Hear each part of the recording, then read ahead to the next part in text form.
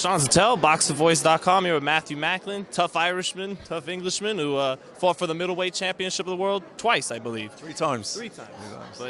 But you fought Triple G. You know boxing. Is Canelo in over his head, or can he beat Triple G if and when they make that fight?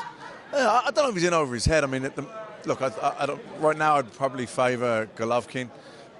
You know, he's 34 years old. I know he's very fresh, and he hasn't had many wars, but Father Time catches us all, no matter what, you know, wars or not. So he's getting older. You know, I think Canelo's probably had more fights, but he's younger in youth. You know, and he looked impressive in his last fight. You know, he fought Liam Smith, and Liam Smith, unknown over here in America, but Liam's a good fighter, and you know, Canelo showed he was just at that. You know, Liam's world champion, but Canelo's elite level, and look, I think if anyone's going to beat Triple G, then it's Canelo.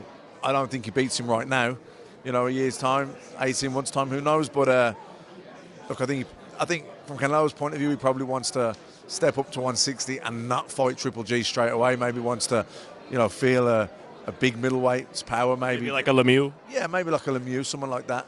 You know, maybe two fights like that he might like, and then maybe he'll fight Golovkin. I mean, if he fights right now, I don't think he beats Golovkin.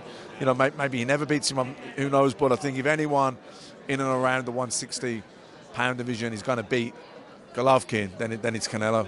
What would you think of the line of thinking that if someone were breaking down the fight, they think, in some ways, although Triple G has a great jab and that can't be accounted for, that he comes in and stylistically, it's actually a favorable matchup for Canelo. Would you agree with that, or Triple G ain't favorable for anybody? I mean, look, he's there. You know, Canelo certainly won't have to go looking for him. Right.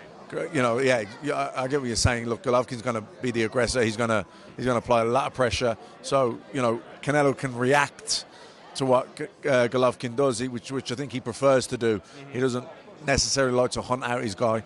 So, yeah, from that point of view. But the problem you have is Golovkin, what he does it so well, and he hits you very hard with every punch. I mean, his jabs, he's got an excellent jab, and it's a ramrod jab. It's not a rangefinder. It's a jab that breaks you up and busts you up and does damage. So, you know, it's look, it's a great fight. That's a fight I would certainly, whether I was working on it, commentating on it, or whatever, I would travel anywhere to watch that fight. I'd buy a ticket.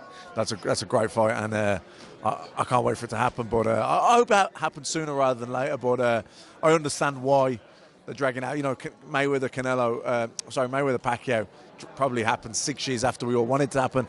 You know, this fight on Saturday night hasn't perfect timing, right? Perfect timing, I think. I mean, it's both guys are probably still at the peak, you know. And look, if they dragged it out, maybe it would be a bigger fight, sort of in terms of money. But it wouldn't be for the purist. It wouldn't be. It'd probably be past its sell-by date. Where right now it's at its peak, and I think it's a great fight. You know, Canelo Golovkin. I think if it had happened a year ago and everyone wanted it to happen, it wasn't big enough. It's probably still not big enough. A year down the line, it's going to be a bigger fight, and both guys will still be at their peak. So, you know, I hope it happens within the next 12 to 18 months. I got to ask you about Triple G's jab. You said it's not like a regular. Does it feel like most guys' right hands? Yeah, a little bit. You know, it's. I mean, you can take it, but you know, you can't be eating it all night long. You get cut up, you get busted up, facial damage, and. No, you know, it's hurtful. It's not just a point scorer. It's not just a rangefinder. He does damage with it. He's definitely busting you up. And it also lets you know that, well, if that's just his jab, I don't want to get hit with a big left hook. Right. So, you know, you're on the back foot.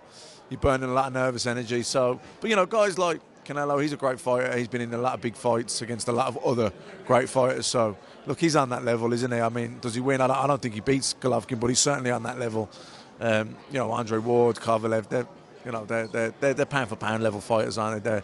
There's world champions, and then there's elite level, and, you know, Canelo's elite level, Golovkin's elite level. So in conclusion, you pick Golovkin, but when the fight does happen, is it fight of the year? Is it everything we're hoping for? Because it looks like on paper it's a war. Yeah, I think so. Like I say, I don't. Canelo's on that level. I think I think it's a very competitive fight. I think Golovkin right now wins the fight, but I think it's a competitive fight. I think if anyone's going to beat Golovkin, it's Canelo. I think he gives his speed and his combinations, the way he opens up, you know, and we know Golovkin's not that hard to find.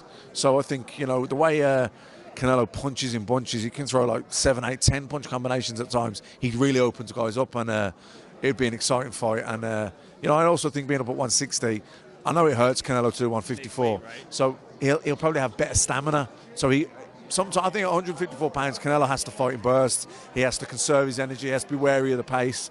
Because he's so good, he manages to dictate that pace. But with Golovkin, I don't think he'll be able to dictate the pace. I think Golovkin will force the pace on him. But being up at that weight, I think Canelo will have better stamina, so he'll probably be able to go with it. So yeah, I think it'll be a fight that, from a style-wise, I don't see how it can be anything other than a great fight.